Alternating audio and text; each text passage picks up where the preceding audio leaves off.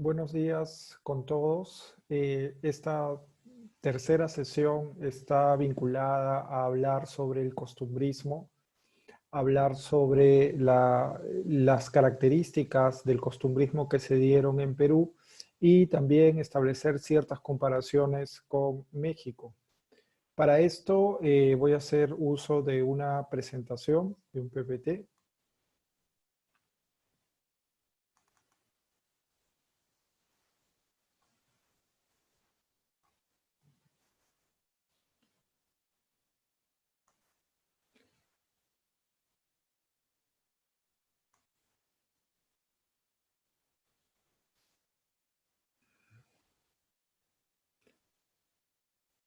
Cuando hablamos del costumbrismo, yo he querido establecer este título, Miradas compartidas, contextos históricos diferentes, el costumbrismo en México y Perú, 1714 a 1855.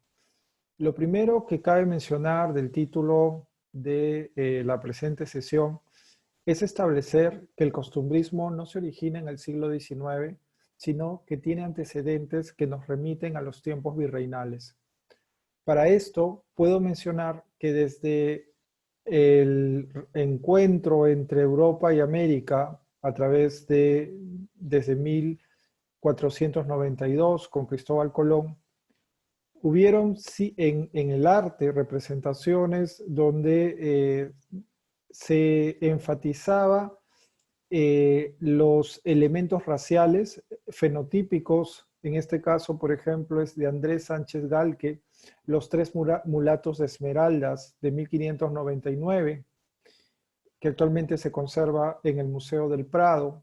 Por otro lado, también tenemos obras como las que hace Albert Exnout, Mujer Tupi llevando a un niño con una canasta en su cabeza, de 1641, o Naturaleza muerta con sandía, piña y otras frutas, también de ese mismo año.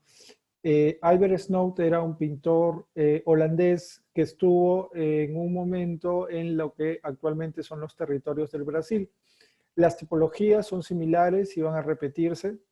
Muchas veces lo que llama la atención al ojo foráneo extranjero va a ser la representación de los tipos raciales, sean indígenas, negros o mulatos, o la representación de la flora, la riqueza de las frutas del mundo americano. Si queremos establecer una comparación con México y Perú, podemos mencionar esta obra de Cristóbal de Villalpando, que hace una vista de la Plaza Mayor de la Ciudad de México del año 1695. Podemos reconocer varios elementos dentro de esta plaza que aluden a el tema del comercio que se está dando en la misma plaza, la venta ambulatoria en determinados espacios. Lo mismo se puede ver en la Plaza Mayor de Lima, Cabeza de los Reinos del Perú, que es un óleo fechado hacia 1680, que actualmente se conserva en el Museo de América de Madrid. En este caso, esta tipología de personajes que están vendiendo cosas ya están anunciando lo que luego veríamos tanto en las pinturas de castas mexicanas como en la obra de Francisco Pancho Fierro. Es interesante ver esta obra, tiene un afán ilustrado, tiene un afán de buscar el reconocimiento del lugar frente al visitante. ¿Por qué? Porque todos los lugares están enumerados, podemos reconocer en algunos casos los espacios como la Catedral, San Francisco, San Pedro, que están enumerados, y además lo que ha puesto el artista es en otra lista ponernos los frutos del país, lúcumas, eh, o en otros casos papas, camotes, todos estos elementos que sin duda son lo que llama la atención del poblador del extranjero al visitar los lugares.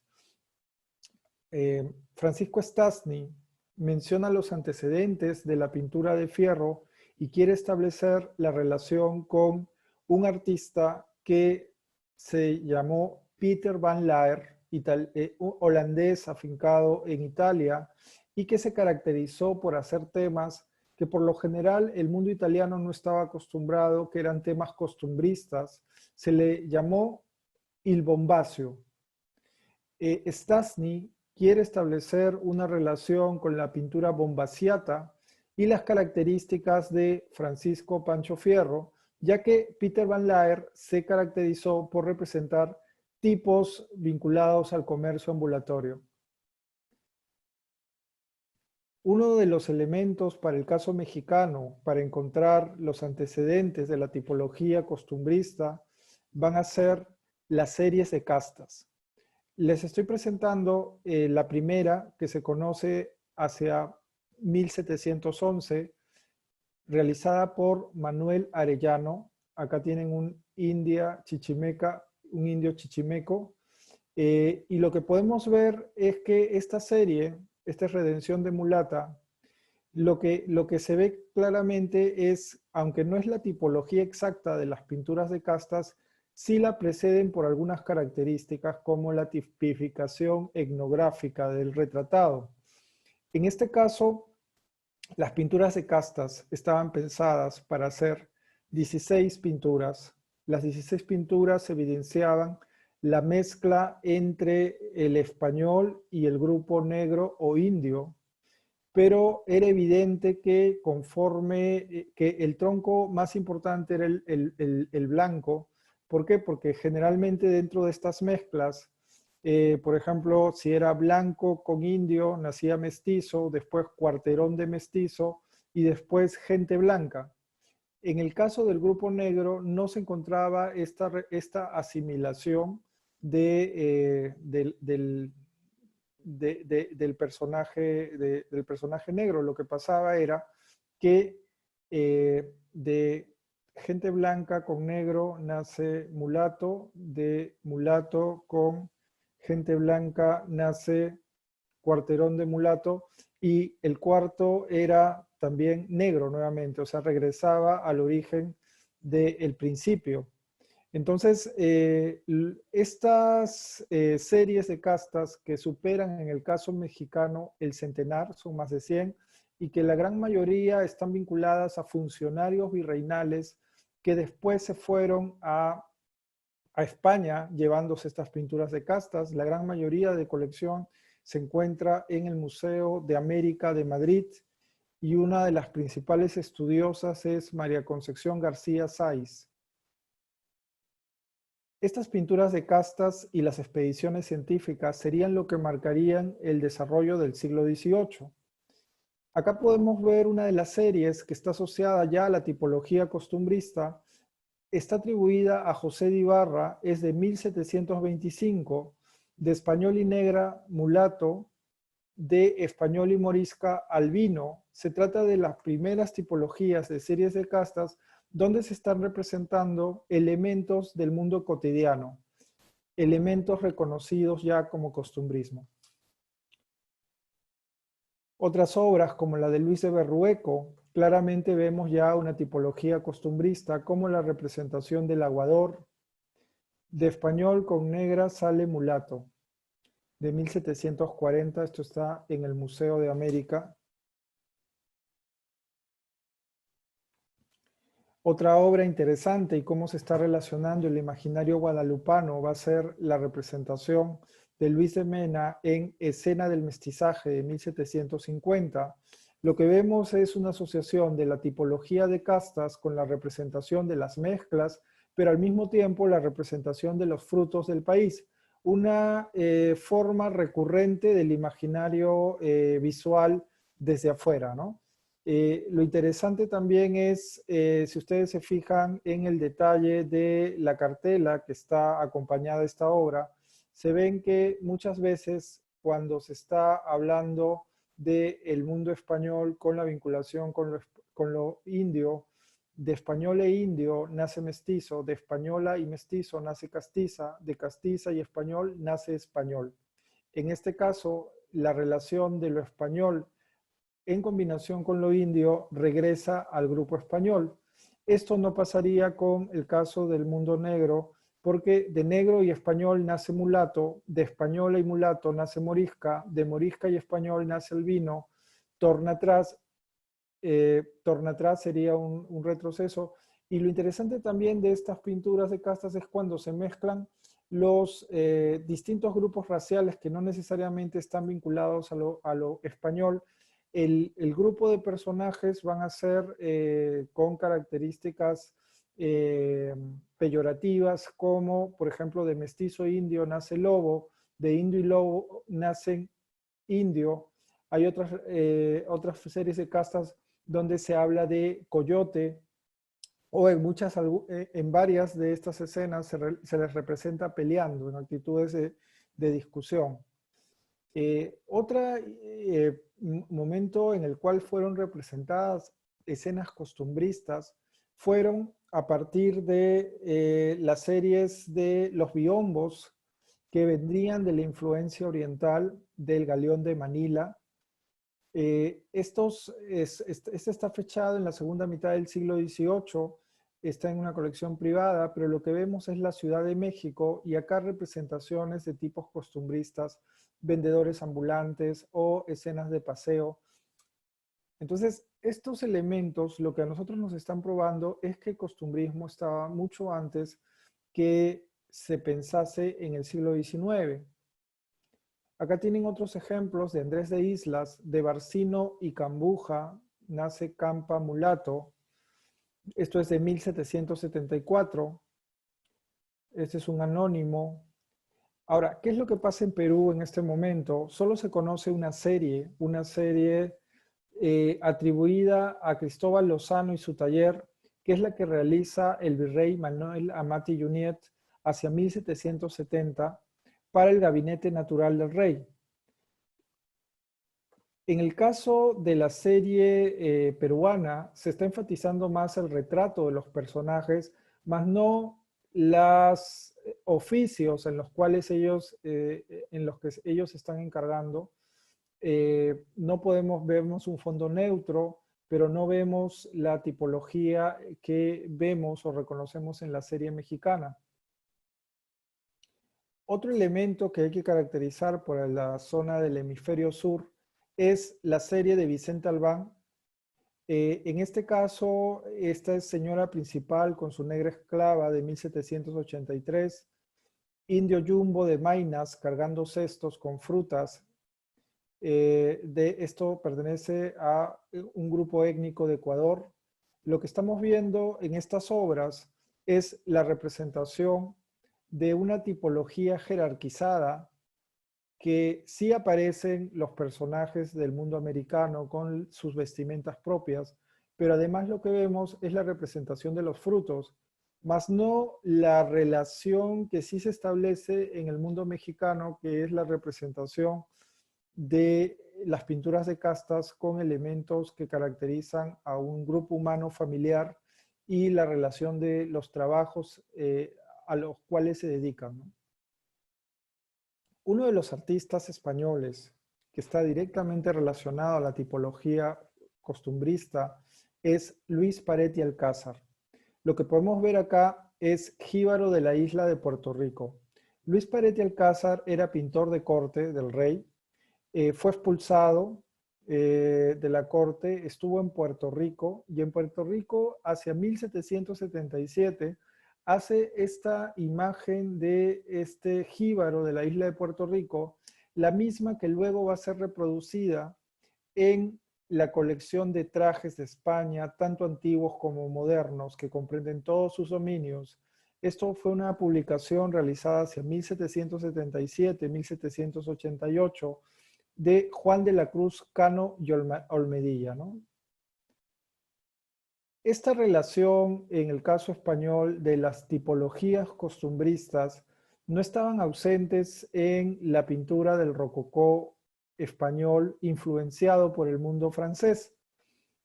Acá tenemos una obra de Paretti Alcázar vinculada a la calle de la Puerta del Sol en Madrid. Esto es de 1780, actualmente en el Museo de Bellas Artes de Cuba.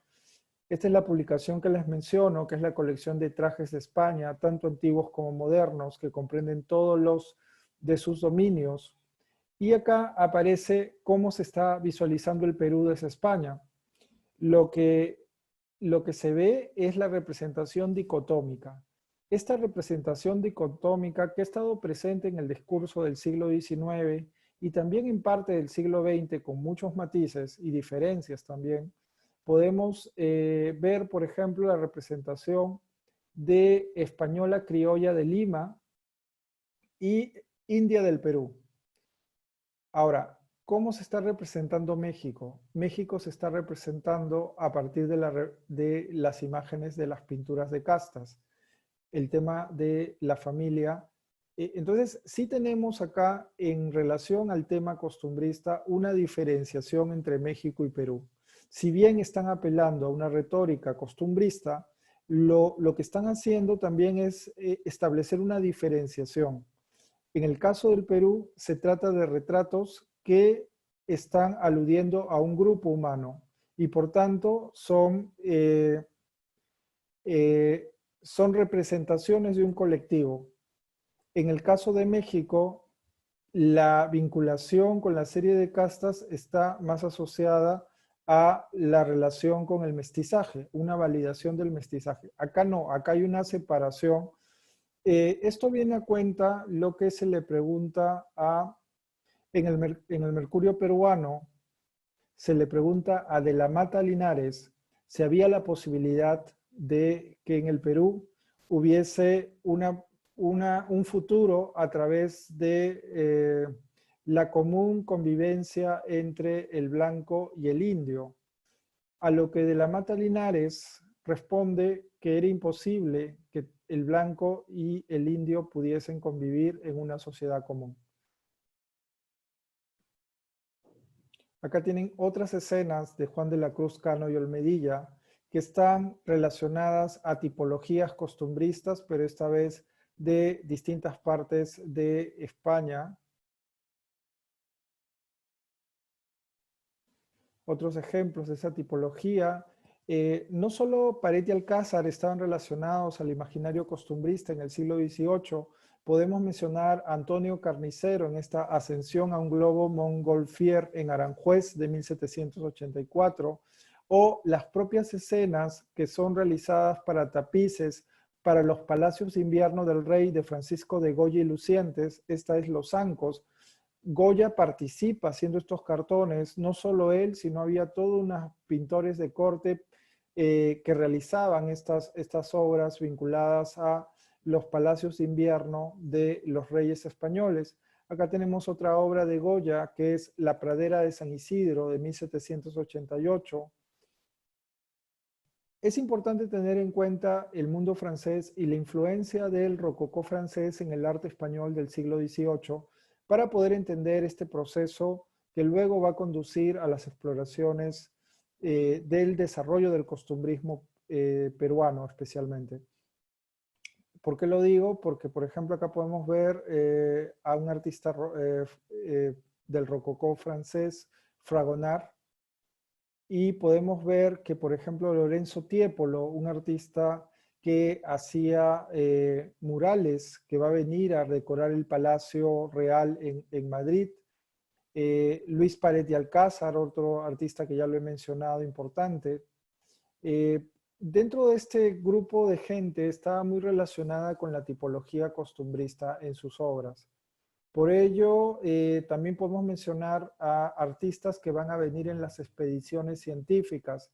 Artistas que, por ejemplo, en la expedición Malaspina, que llega al Perú hacia 1792, van a tener una tipología no solo de afán ilustrado o científico, es decir, de tener vistas panorámicas de la región o representar la flora o la fauna, que también hubieron dentro de esas expediciones científicas, sino que en algunos casos, estos artistas estaban más relacionados con la tipología costumbrista. Uno de ellos era Juan Rabanet, Mujer tendida sobre una hamaca. Acá podemos ver otra obra de Rabanet, Malaspina, acompañado de dos indias de la expedición Malaspina. Y un artista que estaría directamente vinculado a la obra de las expediciones científicas por el formato y la tipología que adoptaría es Francisco Pancho Fierro. Acá pueden ver una escena que es la escena en el Hospital de San Bartolomé, de 1850, donde Fierro está representando a un soldado que recién se está recuperando bailando con una monja. Esto le va a causar a Fierro una cárcel, ¿no? Lo van a meter en la cárcel.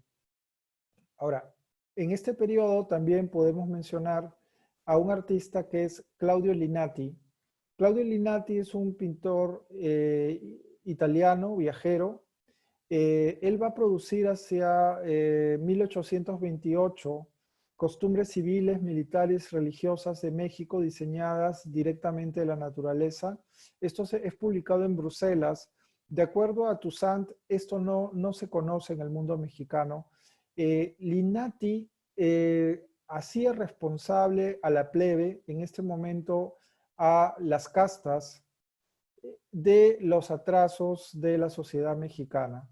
En este caso vemos una obra, Joven Obrero, de Claudio Linati, y El Aguador, El Lepero o Vendedor de Dulces. Si nos damos cuenta, esto también es de Juan de Rabanet, Señora de Lima, en 1793.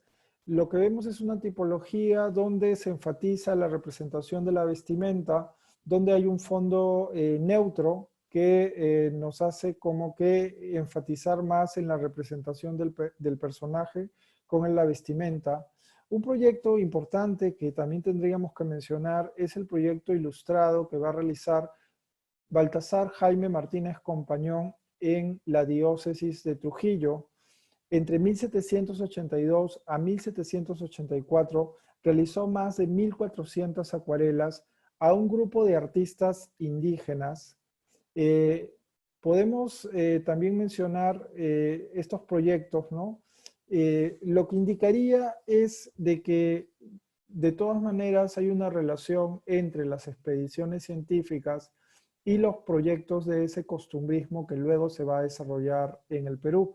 Acá pueden ver algunas obras de la expedición científica española Malaspina de 1789 y actualmente se conservan en el Museo de América. Esto es relacionado al estudio de tipologías, pero otro proyecto del siglo XVIII importante a tener en cuenta es de Luis de Thibaut.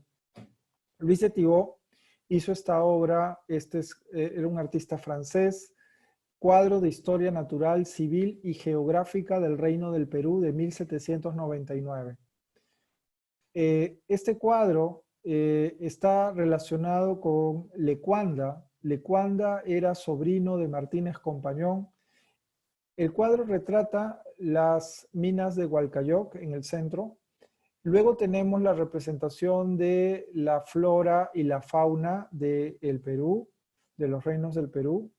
Y vemos acá una tipología costumbrista de pobladores civilizados y pueblos incivilizados. Muchos de los elementos que aparecen acá están basados en la representación de tipos que eran tomados de las acuarelas de Martínez Compañón.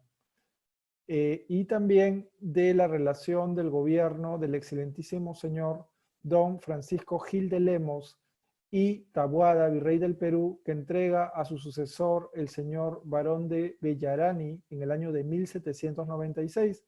Entonces, lo que teníamos en la obra de Thibaut era un corpus que había tomado de las imágenes tanto de Martínez Compañón como de esta relación del gobierno, esta relación de gobierno de don Francisco Gil de Lemos. Si nosotros comparamos, este es un detalle de la obra de Luis Thibaut, podemos reconocer claramente que muchas de estas tipologías estaban inspiradas en elementos que estaban vinculados a la obra de Jaime Martínez Compañón. Por ejemplo, en el caso de la representación de esta dama criolla, vemos que el mismo color en la vestimenta, además de eso, portan la misma rosa en la mano, aunque cambian las posiciones. Es evidente que el artista vio las acuarelas para poder construir este repertorio. Ahora, es importante tener en cuenta cómo estas tipologías van cambiando y luego van a tomar una mirada que está asociada a la representación, por ejemplo, de los imaginarios criollos conforme se va desarrollando el siglo XIX. En este caso, es importante tener en cuenta el desarrollo de cómo se van a producir estos imaginarios a partir de la representación de la tapada limeña. La tapada limeña en el siglo XVIII es vista a través del denominativo de traje de española. Es cierto, esto estaba vinculado al andaluz y era el traje de la mujer musulmana, pero que después se adoptó en España y en todos sus virreinatos. Solo que en el caso de Lima, durante el tiempo virreinal, las limeñas no les gustaba que dejar de usar la saya y el manto, y por más edictos que tuvieran, ellas no se convencieron de dejar de usar la saya y el manto. Y por ello sin duda, el uso de la saya y el manto les permitía salir a la calle y poder burlar el control patriarcal y hacer lo que ellas podían hacer sin ser reconocidas. Acá tenemos una acuarela que todavía en el siglo XVIII se le está denominando como traje de española. Un artista que estaría relacionado al proyecto de Martínez Compañón sería Julián Dávila Jayo. Julián Dávila Jayo está asociado a las pinturas que se hicieron en el convento de la Merced sobre la vida de San Pedro Nolasco, fundador de la Orden de la Merced. Lo interesante de asociar la obra de Julián Dávila Jayo al proyecto de Martínez Compañón es que una de las acuarelas que pertenecen a la obra de Martínez Compañón está basada en un grabado tomado de Julián Dávila Jayo, que se conserva en la Biblioteca Nacional de Madrid.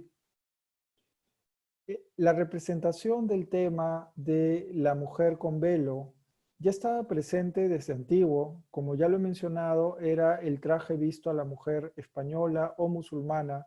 Acá pueden ver una obra de Christophe Weydex, Libro de Costumbres de 1529, Mujer morisca en Almalafa, velo blanco, o esta de Cesare Beselio,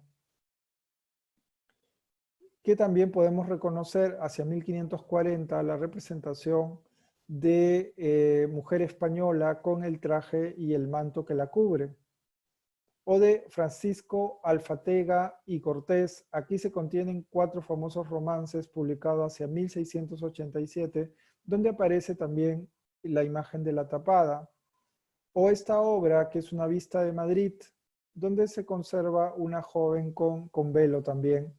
En el caso peruano podemos mencionar el trabajo de Amadé Fressier, donde aparece la mujer criolla, pero todavía sin el manto y la saya.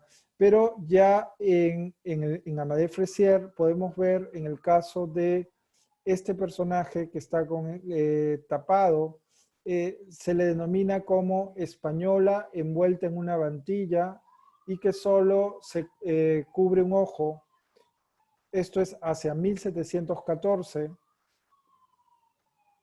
Sin duda, el traje de la tapada o cobijada, como se le menciona en España, estuvo presente hasta ya bien entrado el siglo XX, como lo vemos en estas 3 cobijadas, fotografías tomadas por José Ortiz Echagüe hacia 1930 en Vejer de la Frontera, que es una zona en el sur de España.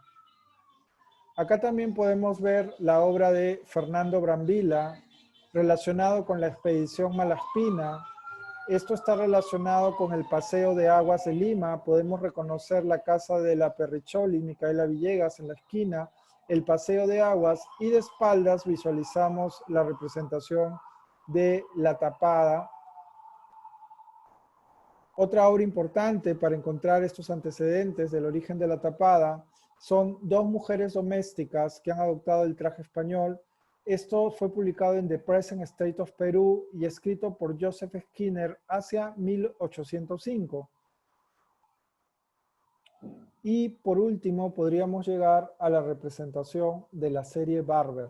La serie Barber son 8 gouaches que, de acuerdo a Natalia McLuff, serían vinculados a Javier Cortés. Esta es una atribución que probablemente pueda ser cierta o no. La serie Barber lo que muestra son elementos caricaturizados de las imágenes costumbristas. Acá pueden ver algunos ejemplos de la serie Barber y vemos cómo hay la representación de rasgos fenotípicos que animalizan al personaje o cuerpos sumamente alargados. De acuerdo con Francisco Stasny, la serie Barber no podría pertenecer a Francisco Javier Cortés porque la serie Barber tiene una tipología mucho más de un dibujo no tan correcto. Stasny pudo ver en colecciones privadas obras de Francisco Javier Cortés y nos dice de que la obra de él era de un acabado y un correcto dibujo en la representación. Además de eso, también yo tuve la oportunidad de ver en el Jardín Botánico en Madrid las acuarelas que él hizo, además de su hermano y su padre, en las acuarelas que hizo con Mutis en Colombia. Y en estas obras lo que se puede ver es que están firmadas y dice Cortés. Entonces la pregunta es, ¿por qué Javier Cortés no firmó estas obras si estaban relacionadas con un proyecto costumbrista inicial, ¿no? En el caso de McLuff, para dar esta atribución, ella lo que menciona es que había un viajero norteamericano en la embarcación Ontario y que le encargó a Cortés realizar la representación de unos indios costeros que se dedicaban a la pesca. Y por tanto, por existir esta carta, ella lo atribuye esta serie de 1828 a Francisco Javier Cortés. Otro artista viajero importante a tener en cuenta es Léon Sangrant, un artista francés, cónsul del Perú en Francia, cónsul de Francia en el Perú, perdón, y llega hacia 1830-36. Es un artista importante, ¿por qué? Porque tiene una relación directa con Francisco Fierro.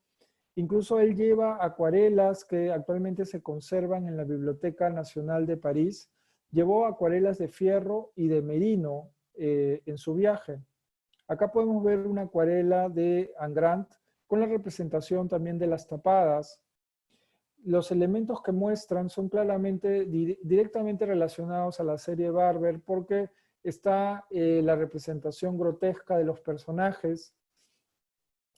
Acá tenemos ya las obras de Fierro. Sin duda, Fierro tuvo que aprender del taller de los pintores viajeros, porque los elementos compositivos que representa es la misma tipología que hemos visto en Brambilla o en Rabanet. Esta relación, primero, de utilizar la técnica, la acuarela, además de utilizar los fondos neutros. Acá vemos algunas obras de Léon Sangrant que podemos establecer una comparación con la tipología de Fierro. Pero sin duda, este costumbrismo inicial que está basado en una denostación de las castas, donde se puede ver a Linati o se puede ver al propio Léon Sangrant, que culpabilizan a las castas del atraso de las sociedades americanas, va a tener una diferencia con artistas como Rugendas. Se trataría de un segundo costumbrismo que ya no está apelando a la caricaturización de los personajes, sino bajo ideales románticos. Está relacionado con otros presupuestos. De acuerdo a Pablo Diner, quien es el que ha realizado el catálogo razonado de la obra de Rugendas, él caracteriza la obra de Rugendas bajo la mirada de lo pintoresco. Lo pintoresco sería una palabra en sí misma que alude a aquello que concierne a la pintura. En el diccionario de la Real Academia de la Lengua de 1737, lo define como lo que toca o pertenece a la pintura o a los pintores. Este término cambiaría en la edición de 1803, definiéndose a que se aplica a las cosas que presenta una imagen bizarra y digna de ser pintada, donde el sentido de bizarro adquiere valor. Para 1822 y durante el resto del siglo, la palabra pintoresco se aplica a las cosas que presentan una imagen agradable, deliciosa y digna de ser pintada. Lo pintoresco trata de una categoría estética utilizada durante el siglo XVIII y fines del siglo XIX, fundamentada en los ensayos de William Gilpin, de 1792, 3 ensayos sobre la belleza pintoresca.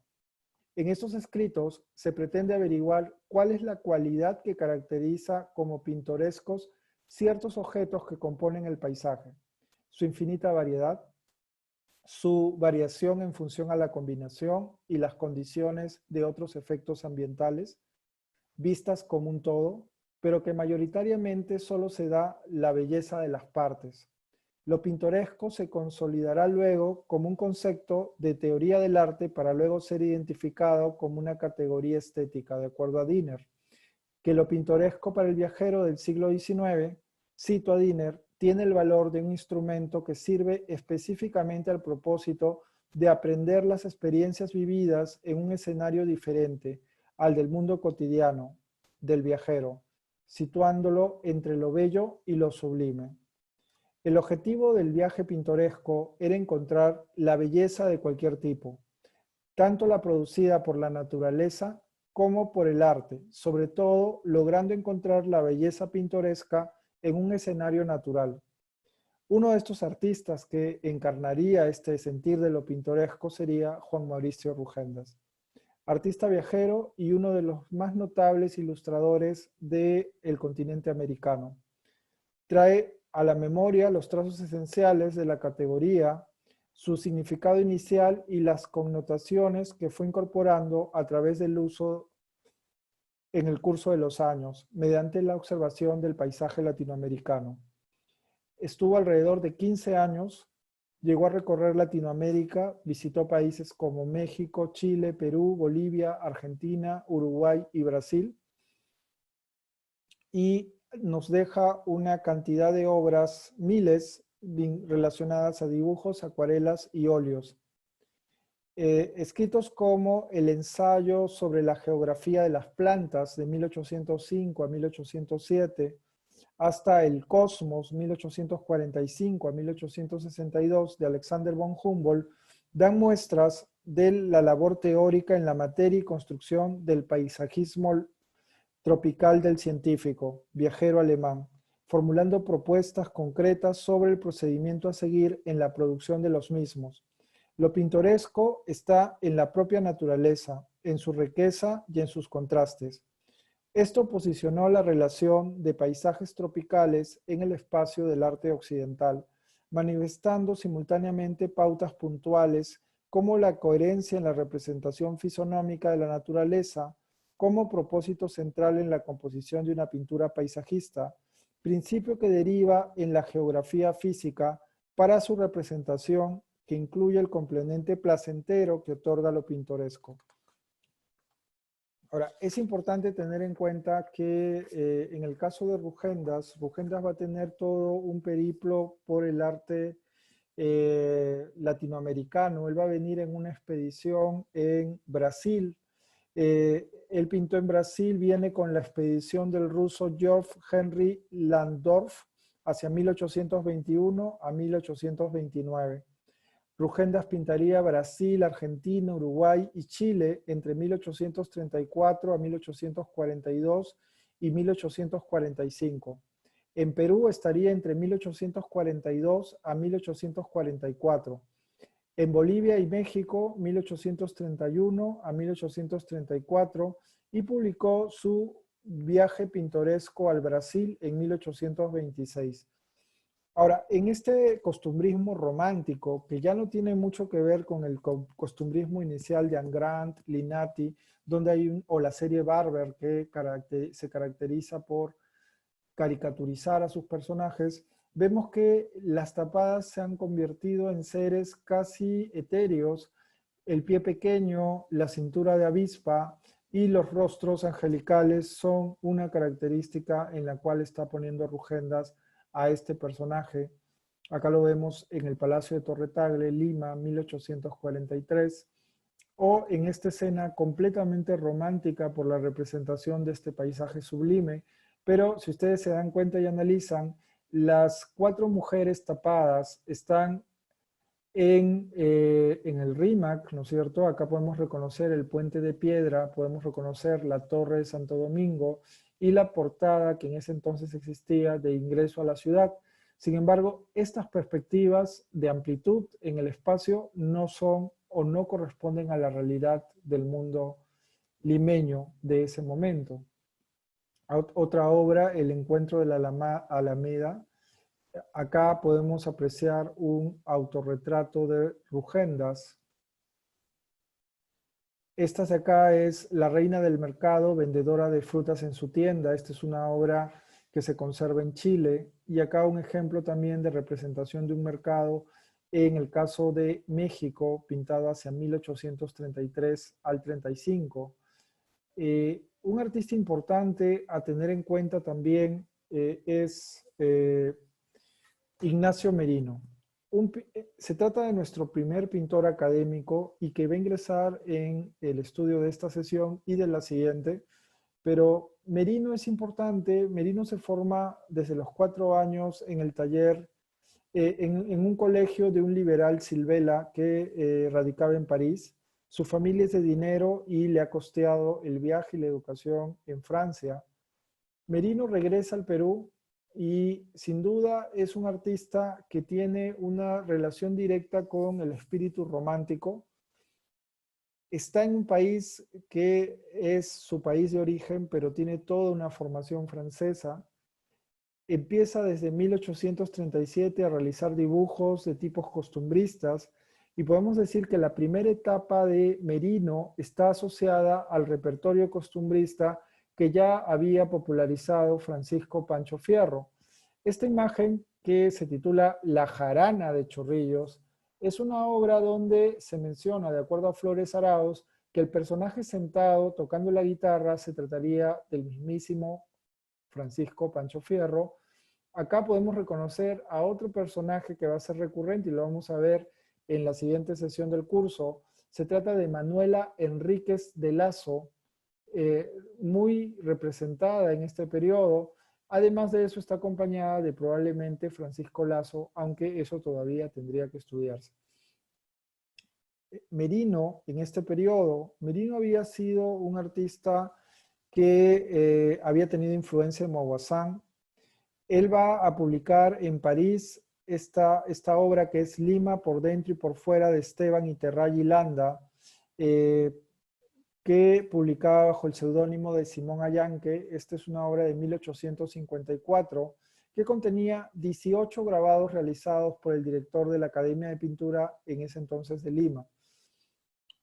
Uno de los dibujos que contiene este libro es esta vendedora de frutas. Es una litografía de Lima por dentro y por fuera de Esteban Iterray y Landa. Y si ustedes aprecian, acá está la pintura gitana, óleo sobre tela de 1850, también de este periodo costumbrista de Merino. Y lo que podemos notar es que muchos de los dibujos que Merino tomó de la ciudad de Lima en este primer periodo costumbrista, los va a llevar a la ciudad de París y va a exhibirlos en la ciudad de París. Acá vemos esta tipología de temas costumbristas que aparecen en Lima por dentro y por fuera. Y vemos, por ejemplo, esta obra que aparece publicada en Le Artiste.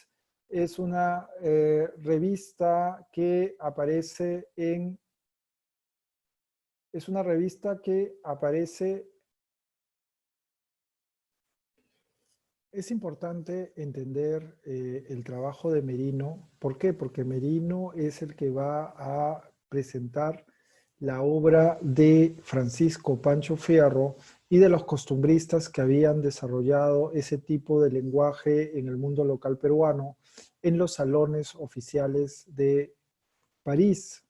Entonces, es importante tener en cuenta, por ejemplo, esta publicación, esta obra es un grabado basado en una pintura de Merino. Esta obra fue publicada en Le Artiste, es una revista de París del año de diciembre de 1851 a enero de 1852, y lo que vemos es la representación de mujeres de Lima.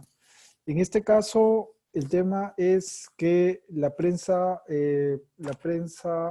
francesa mostraba estas imágenes como si fuesen imágenes relacionadas con las mujeres del sol. Era un poco el calificativo con que la prensa la prensa francesa estaba caracterizando este tipo de obras.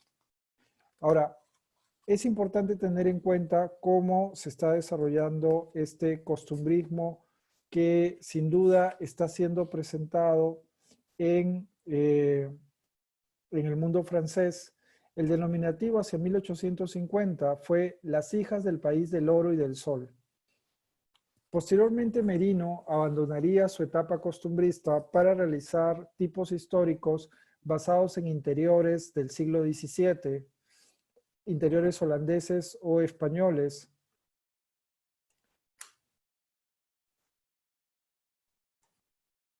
Acá tienen otras imágenes de esta reedición realizada por Ignacio Merino de Lima por dentro y por fuera, que son estos imaginarios costumbristas. Y lo que podemos ver también es que el costumbrismo no podría ser exclusivamente de Fierro, porque Fierro se dedicó también a realizar acuarelas, pero también podemos ver que Merino, influenciado por Fierro o otros artistas viajeros, realizó este tipo de obras como Saya Ajustada. Esto se conserva en el Museo de Arte de Lima.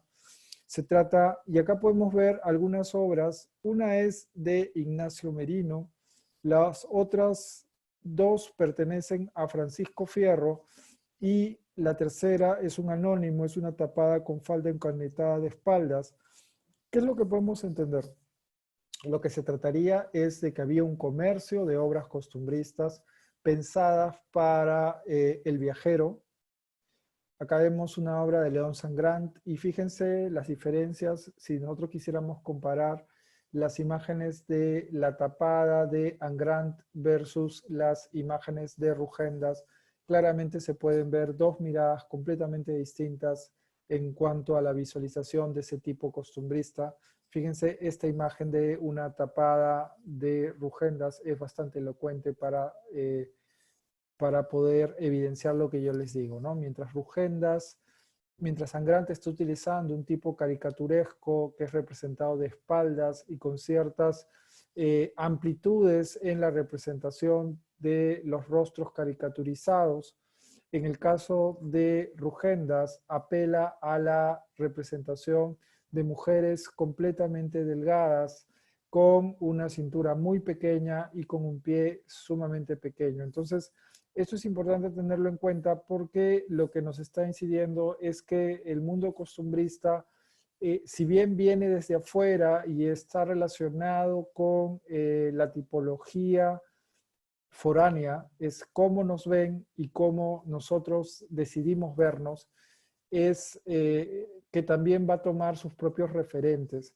Estas obras que son anónimas y que son tapadas de saya, desplegada y mantón, que se conservan en la Pinacoteca Ignacio Merino, no están atribuidas ni a Fierro ni a Ignacio Merino, lo que nos indicaría de que este costumbrismo está más relacionado con otros artistas que sin duda no han sido considerados costumbristas.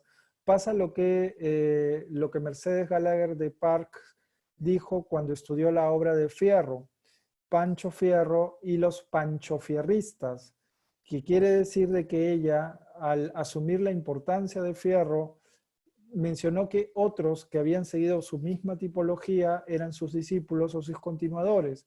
Y lo que ahora se puede saber es que en realidad fueron varios los artistas, tanto viajeros como locales, que participaron en la producción de la imagen costumbrista. Acá vemos dos obras, una pertenece a Ignacio Merino y la otra es un anónimo donde vemos una tipología similar.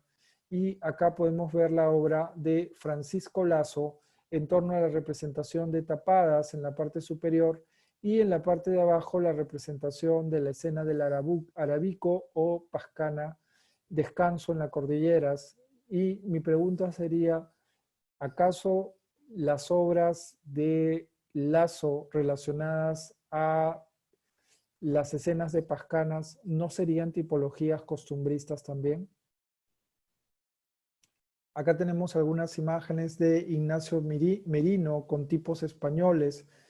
Merino en su primer periodo se caracteriza por la representación de tipos costumbristas. Esas son las escenas de Pascanas que yo quiero asociarlas también a este fenómeno costumbrista, porque siempre se ha pensado que el fenómeno costumbrista es fierro y se ha pensado también de que está asociado a la ciudad de Lima. Sin embargo, la tipología costumbrista excede ese imaginario en el cual se ha querido encasillar y, como les mencioné en la primera sesión, existe un costumbrismo alternativo y sin duda queda pendiente la incorporación de otros artistas que participaron en el desarrollo del costumbrismo. El propio Habitante de las Cordilleras es un ejemplo de esta representación de tipología costumbrista, ya que se encuentra el personaje representado con una vestimenta y el fondo neutro, que es uno de los elementos que se asocia desde los viajeros a los pintores costumbristas. Ahora, ¿qué pasaba con el caso mexicano, no es cierto? Porque en el caso mexicano nosotros ya hemos mencionado la figura de la tapada para el caso peruano, pero en el caso mexicano lo que podemos mencionar es que, por ejemplo, el desarrollo de las pinturas de castas. En México, la desaparición del género de las pinturas de castas en el siglo XIX está ligado al rechazo de la estructura social después de la Guerra de la Independencia de México hacia 1810 y de la abolición gremial en 1813. No menos importantes fueron los temas de la creación de la Academia de San Carlos. Esta es una diferencia sustancial entre México y Perú, porque mientras en México se crea la Academia de San Carlos en 1770, lo que vamos a ver es que el predominio de la Academia de San Carlos va a estar asociada al gusto neoclásico. Y los modelos que la Academia van a propiciar van a estar centrados en modelos de la antigüedad.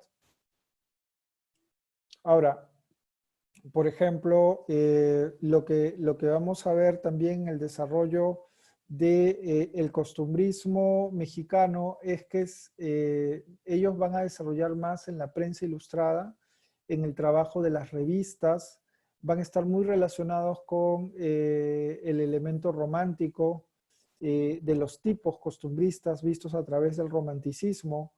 Esto se puede ver, por ejemplo, hay determinados tipos como la chiera. La chiera va a constituir el tipo nacional y fue representado en puesto de chía de Semana Santa, o la china poblana, publicado en el semanario La Mexicana en 1841, incluía una litografía que representaba a una joven vestida con un traje de china sin rebozo, donde se distinguen unas frutas y una servilleta, similar a las representaciones gráficas y a las figuras de cera de chinas o mestizas que destacan en los años 40. No obstante, la blusa, el corpiño, el castor, así como la tradicional cigarrera pendiente de la cintura, responden a la indumentaria de las chinas. Se reproduce el traje de la china como el símbolo de lo mexicano. Este tipo sobrevivió al siglo XIX, pero con una connotación folclórica. Fue también representada por el pintor poblano José Agustín Arrieta. José Agustín Arrieta, un pintor que sin duda es un continuador de las pinturas de castas, Sin embargo, no podríamos relacionarlo como un símil a la tapada limeña, que se constituye en el símbolo criollo por excelencia. Los tipos mexicanos representados tenían a la representación de varios de estos. No hubo uno exclusivo, como el caso de la tapada. Lo mencionado antes sobre la China fue más la singularidad que la exclusividad de la gráfica mexicana.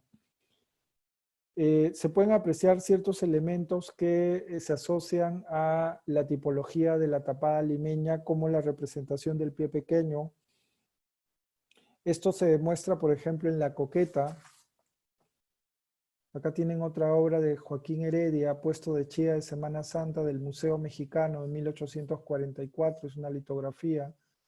También dentro del imaginario costumbrista lo que se dieron fueron estas figuras de cera modelada de pequeño formato con tipos costumbristas. Este es de Andrés García, que se conserva en el Museo de América. Y acá tienen otra obra de China Poblana de José Agustín Arrieta. Esto es perteneciente al Fomento de Cultura de Banamex. Se representó en la tipología mexicana a tipos como el aguador, la jarochita, cocheros, rancheros, el puesto de chía en Semana Santa. Esto fue realizado por Joaquín Heredia y pintado en Los Mexicanos. Otra obra importante que podemos destacar es Los Mexicanos pintados por sí mismos, realizado hacia 1855, que seguía una tradición relacionada a los tipos de costumbres y que se había dado en el mundo europeo, porque se tiene los franceses pintados por ellos mismos, los españoles pintados por ellos mismos, los ingleses pintados por ellos mismos. Hay también una serie cubana, los cubanos pintados por ellos mismos. Entonces, este tipo de representación sigue un poco el desarrollo de la prensa gráfica ilustrada, ¿no? Entonces, ahí podríamos tener una diferencia con el caso peruano, porque el caso peruano no tuvo una academia de bellas artes que condicionó para un sector la tipología del desarrollo costumbrista, sino el contacto directo, ¿no? Con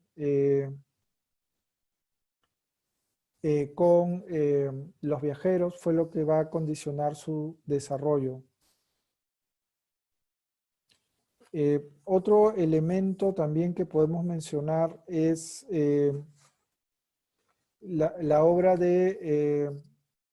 acá podemos ver algunas imágenes, ¿no?, de José Agustín Arrieta. Eh, Él es un artista que sigue la tradición de la tipología costumbrista, y lo que podemos ver es que muchas de las imágenes costumbristas de Arrieta no son consumidas por el público local. Sus trabajos no van a tener aceptación en la burguesía de su ciudad, asombrada de ver representar a aquellos personajes, y menos posible aún eran colgarlos en sus casas. El hecho de que el pintor hubiese optado por retratar borrachos, pordioseros, chinas poblanas, locos, criados y vendedores callejeros lo alejó de las preferencias de quienes tenían recursos económicos para comprar obras plásticas. Arrieta vivió ejerciendo de profesor en la Academia de Puebla, además llegó a ser portero en el Congreso. Desarrolló el tema costumbrista a la par que realizó bodegones que sí fueron consumidos por la burguesía local. Acá tienen el ejemplo que les mencioné de la coqueta en Los Mexicanos pintados por ellos mismos, realizado por Iriarte, donde se destaca la representación del pie pequeño como elemento de coquetería femenina, que es recurrente también para la representación de la tapada. Esta es la jarochita del Museo Mexicano de 1844, y los tipos que aparecen en el Museo Mexicano de 1844, o el aguador, los mexicanos pintados por sí mismos. El Ecuador es una tipología recurrente para el costumbrismo mexicano. Estos son los ejemplos que les mencioné de las tipologías extranjeras, europeas, que van a seguir en el caso mexicano. Este es Los franceses pintados por ellos mismos, de Gavarni, de 1841 al 42. Este es de La Mayer, Los españoles pintados por ellos mismos, también del 43 al 44. Acá algunos ejemplos de las imágenes españolas que aparecen de tipos costumbristas, la cigarrera. Incluso hubieron publicaciones relacionadas a los niños, como los niños pintados por ellos mismos. Y acá finalmente los mexicanos pintados por sí mismos de 1854, donde ya yo les he mostrado la obra de Iriarte en El Cochero, o acá un anónimo basado en la recamarera, o la china, que es uno de los ejemplos recurrentes, la china poblana, como un elemento de identidad. En el caso peruano podemos mencionar también la serie que va a realizar Bonafé, un artista. Se trata de litografías coloreadas. Esta es La Chichera, es publicada en el álbum de recuerdos de Lima, tipos, trajes y costumbres de 1856. Se trató de dos series, una primera publicada en 1856 y la siguiente en 1857. Luego tenemos la representación de artistas viajeros que van a representar el cargador de aguas. En el caso mexicano, el que provisionaba de agua a la ciudad era por lo general de origen indígena. Acá lo podemos ver en algunas obras de Felipe Bauzá o de Philippe Ronde. En el caso peruano, el que cargaba agua siempre estaba vinculado a un burro, y estaba con las tinajas de agua llevadas sobre este burro, y asociado al grupo negro. Acá podemos ver algunos ejemplos de estas obras. Ahora, hay otro elemento que es importante tener en cuenta, y es cómo la imagen costumbrista en el caso peruano empieza a difundirse de tal manera, y hay una producción que llega incluso a Cantón en China. Se trataban de talleres de producción masiva de obras asociadas a un taller chino, donde muchos de los discípulos intervenían en detalles para realizar estas acuarelas, y que seguían los prototipos de fierro, o de Rugendas, o de Merino. En este caso, estas obras estaban asociadas a recrear este original que se volvía múltiple. En términos de Benjamin, perdí el aura. En este caso, vamos a ver cómo la imagen o la tipología, este es el aguador de Francisco Fierro, pero vemos cómo está reproducido en estas series de papel de arroz o papel de médula, que están literalmente tomando la misma tipología para recrear a este aguador. Lo mismo va a ocurrir, acá si pueden apreciar, estas series de papel de arroz se conservan en el Museo de América y están directamente relacionadas con los prototipos de fierro. Esto es importante tener en cuenta porque en sí la obra costumbrista va a ser reproducida no solo por los artistas viajeros, no solo por fierro, sino también desde el comercio de China. Se prefería la pintura del hecho a mano. Eso también justifica que la fotografía costumbrista, por el hecho de ser veraz, por el hecho de ser muy literalmente copiada, no tuvo gran éxito en el desarrollo de un costumbrismo. Existen tarjetas de visita y representación de las tapadas, pero la imagen costumbrista fue mucho mejor captada a partir del imaginario de Francisco Pancho Fierro. En este caso tenemos de Fierro Danzas de Payas. Ahora, la figura de Fierro, y eso también es importante a tenerlo en cuenta, porque sin duda la obra de Fierro está relacionada con la importancia de encontrar ciertos elementos que se vinculan a las ideas de identidad y la representación de personajes no jerarquizados dentro de la sociedad. Cuando Stastny estudia la obra de Fierro, la asocia a el trabajo de la pintura bombaciata, que es lo que ya les he mencionado, pero también menciona que en su taller, en la puerta de su taller, estaba ubicada en la calle Santo Polonia, hoy el Jirón Lampa, se colgaba un letrero que decía escultor. Esto lleva a la conclusión de que se dedicaba a la producción de imaginería, actividad que le era más rentable al ser una costumbre que se venía dando desde el virreinato. Esto no fue la única actividad fuera de las conocidas acuarelas. Sabemos también por su nota necrológica que Fierro se dedicaba a pintura, a realizar retratos y pinturas al óleo, además de caricaturas, además de pintar carteles para las corridas en hacho y realizar en las pulperías murales.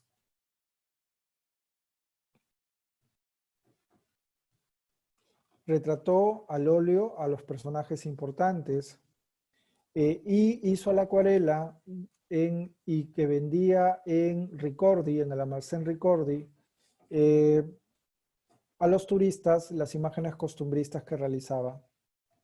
Tenía esta relación directa con los pintores viajeros, por lo ya explicado anteriormente. Angrand, por ejemplo, le compró 49 acuarelas. Para Angrand, Fierro no sabía dibujar, pero sí sabía representar bien el aspecto popular, lo que finalmente era el principal objetivo. Una de las obras que caracteriza su obra y que lo diferenciaría del papel de artesano, por el cual muchas veces lo han querido ver ciertos investigadores, sería el trabajo del artista bajo los conceptos de ideas que él está plasmando en sus obras. Y esto es reconocido a partir de la obra del propio Stastny cuando menciona El mundo al revés. El mundo al revés es un mural perdido que nos lo menciona Ricardo Palma. Según el tradicionalista, en él se veía a la gente llevando caballos en un carruaje, alumnos castigando a sus profesores, toros clavando las banderillas al lidiador. En este caso, Fierro se caracteriza como un artista pensante y reflexivo. Esto da fuerza a la historia de relacionar a Fierro no como un artesano, sino como un artista. Y en este caso podemos también relacionar directamente esta obra con lo que refiere Gonzalo Portocarrero. Gonzalo Portocarrero nos habla del Fierro relacionado con el mundo popular y donde él muestra ciertos elementos que están presentes en el mundo cotidiano. Principalmente sus acuarelas reproducen la diversidad de vida de los distintos sectores sociales que coexisten en la Lima del 800. En especial, Fierro representa en muchas de sus acuarelas a los indígenas, aquellos que viven en la ciudad a los que vienen a ella, desde poblados como Chorrillos o Surco, o incluso a los que llegan desde más lejos a comerciar sus productos o a lograr la bendición para un santo patronal. En este caso, lo que podemos entender es que Portocarrero lo va a asociar, por ejemplo, a las imágenes de la procesión de la bandera, en donde Fierro está representando un grupo de mulatos y negros marchando con la bandera de San Martín, y esto él lo va a contrastar con la obra La Jura de la Independencia de Lepiani, que es una imagen hegemónica construida ya desde un repertorio historicista, y que está más asociada al discurso criollo. En todo caso, esto justifica también cómo Pancho Fierro se convirtió en una construcción anecdotaria del imaginario criollo y por tanto Pancho podría recrear el imaginario que el historiador Porras Barnechea decía cuando vio una exposición de Fierro: a través de ti puedo recrear la Lima de los tiempos virreinales. Y por tanto ya no se le denominó Francisco, sino Pancho. Acá tienen una obra de José Agustín Arrieta, La Sorpresa, realizada hacia 1850 en el museo, que está en el Museo Nacional de Historia. Y si se dan cuenta, la misma tipología de Arrieta de las pinturas de castas es tomada por este pintor poblano para realizar sus obras. Estas son las figuras de cera de pequeño formato que se conservan en el Museo de América y que relatan la obra costumbrista. Este es el aguador, también una figura de cera. También está presente el imaginario costumbrista en las obras, en las fotografías, en las tarjetas de visite. Este es de 1860 a 1863, pero lo que podemos decir es que la imagen costumbrista vista a la acuarela tuvo mayor circulación y tuvo un mercado que llegó hasta China. Otros artistas que van a desarrollar imágenes costumbristas, podemos mencionar los viajeros en Brasil, que se trasladan a la corte portuguesa de Río de Janeiro entre 1818 y 1821. También tenemos la misión francesa de 1816. Luego, después de un lustro, llegaría Juan Mauricio Rugendas. Los pintores, Viaje pintoresco histórico de Brasil. Esto es de 1834 a 1839. Jean-Baptiste Debret sería un antecedente también para el imaginario costumbrista en Brasil. Ya hemos mencionado la participación de Rugendas en la expedición del ruso Georg Heinrich Landorf. Otras obras, por ejemplo, en el caso de Colombia, podemos mencionar la expedición botánica de 1783, que estaba vinculada a Celestino Mutis, que es autor de La Flora de Bogotá. Otro artista importante es Ramón Torres Méndez. Sus primeras obras son hacia 1834. Estudió grabado en la Casa de la Moneda, visitó las provincias de Antioquía y Neiva, donde publicó cuadros de costumbres nacionales. En 1849 publicó dibujos costumbristas litografiados en el periódico El Museo. Se hizo una edición amplia en 1851, productor de estampas costumbristas que realizó alrededor de 200. Otras obras relacionadas a Colombia es la Comisión Coreográfica, que era un programa científico a cargo del ingeniero militar Agustín Codazzi. Realizó trabajos documentales gráficos donde participaron el venezolano Carmelo Fernández, Enrique Price y Manuel María Paz. Acá tienen algunas obras de Ramón Torres Méndez. Este es Reyerta en un juego de bolos. En el caso de Argentina podemos mencionar a César Hipólito Bacle, a Emerick Essek Vidal. Él está en Buenos Aires hacia 1816. Bacle fue un retratista y miniaturista, introductor de la litografía. Publicó Trajes y Costumbres de las Provincias de Buenos Aires, que son 46 imágenes, donde retrata a la sociedad bonaerense, los vendedores ambulantes, específicamente negros. De Hastrel publicó en 1846 12 de sus acuarelas ejecutadas en Río de la Plata, Álbum de la Plata o colección de las vistas y costumbres remarcables de esta parte de América del Sur. Maupassant, podemos mencionar una obra de él de 1842, La porteña en la iglesia. Y Chartrand de Treville, El velorio del angelito, de 1848. En Ecuador se puede mencionar la figura de Juan Agustín Guerrero. Es un digno representante de esta época, es un personaje multifacético. Fue además de pintor, músico, poeta, maestro. En política su ideología es afín con la de los intelectuales de la época, Montalvo, Pedro Moncayo, Modesto Espinosa. Rechazó a los gobiernos oligárquicos y el énfasis en la educación del pueblo soberano. Había dicho Guerrero Wilson Halo, descubrió un álbum de dibujos y acuarelas, hecho por Juan Agustín Guerrero. Lo había adquirido en el siglo pasado el ilustre escritor y político don Pedro Moncayo, quien en gesto galante le obsequió a una dama de Chile. Estos dibujos y esas acuarelas ahora se difunden con un estudio previo donde el mismo Wilson Halo nos participa cuando pudo saber en torno a Juan Agustín Guerrero. Estas obras, que son las que pueden ver acá, son fechadas hacia 1852. Lo que podemos mencionar y podemos cerrar esta clase relacionada con la imagen costumbrista es que nunca antes han sido las obras de arte en tan gran medida y con tan amplio alcance técnicamente reproducibles como hoy.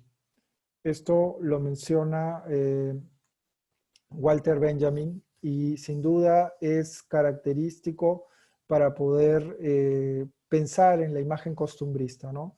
Una imagen que viene desde afuera por el interés de lo foráneo, del mundo europeo, de los viajeros, que en un primer momento se visualiza desde la caricaturización de las castas o de la tipología de castas mexicanas, para después pasar a una imagen de identidad local vista a través de artistas como Ignacio Merino, que las presentan en el mundo parisino, y cómo esta tipología costumbrista va a estar activa hasta el año 1879, que es el año de la muerte de Francisco Fierro, y que sin duda va a caracterizar todo un periodo de desarrollo del arte del siglo XIX. Bueno, muchas gracias.